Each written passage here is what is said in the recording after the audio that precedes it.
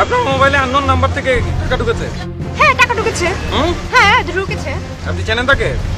আমি টাকা পাই, আমার ফোনে টাকা ঢুকেছে। আপনার কোনো সমস্যা? হ্যাঁ সমস্যা আছে, আপনি চলুন। আমি কোথায় যাবো? আপনি জানেন আমি কে? কে? আমি মানবাধিকার কর্মী। আরে ধর, তার মানবাধিকার কর্মী।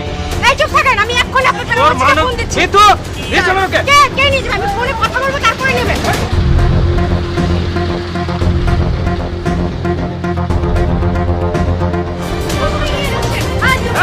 এদিকে তো শোনো না, আমাকে তো একটা ফোন করতে দিবেন।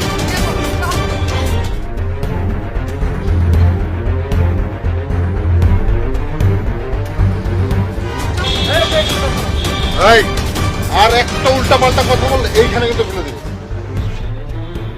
সমস্যা কি আপনার? কার নাম্বার থেকে টাকা ঢুকেছে? আমি জানি না। হ্যাঁ জানেন না? না কার নাম্বার থেকে ঢুকেছে নাম বলেন। জানি না। এখনো বলছি জানিস না। মারছেন কেন? বলছি তো। আসলে ওর নাম মিন্টু। মিন্টু, এই তো বেরিয়ে আসছে সত্য কথা। স্যার আমি কিছু জানি না, মিথ্যে ফাঁসিয়েছে আমাকে। আপনি সব সময় কিন্তু একটা সমস্যা করেন। আচ্ছা মিন্টু, আপনার কি হয়? তেমন কিছু না। কিছু হয় না, সুরসুর করে টাকা ঢুকে গেল মোবাইলে, না? ঠিক মতো বলেন। আমার ফ্রেন্ড হয়। বাসা কোথায়? বাসা কোথায় ওর? মিন্টুর বাসা তো রাজশাহীতে। রাজশাহীতে, না? মিথ্যে কথা বলার জায়গা পাচ্ছেন না। বল বলছি তো, গায়ে হাত দিচ্ছেন কেন? ও রামপুরাতে থাকে। বলুন রামপাড়া কোন জায়গায়? ছবি আছে আপনার কাছে? দেখি।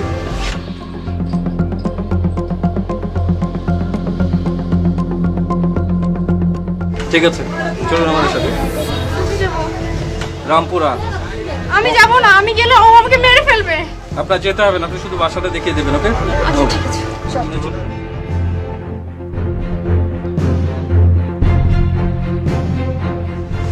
আমি সামনে যেতে পারবো না। এই বাড়িটাই। ঠিক তো? আমি সামনে যেতে পারবো না। কয়তলায়? বা তিনতলা না চারতলা ঠিক মনে নেই। মেবি চারতলা না তিনতলা মেবি, না? ঠিক করে বল। লিফটে গিয়েছিলেন না সিঁড়িতে? সিঁড়িতে। ঠিক কথা মনে করে দেখুন।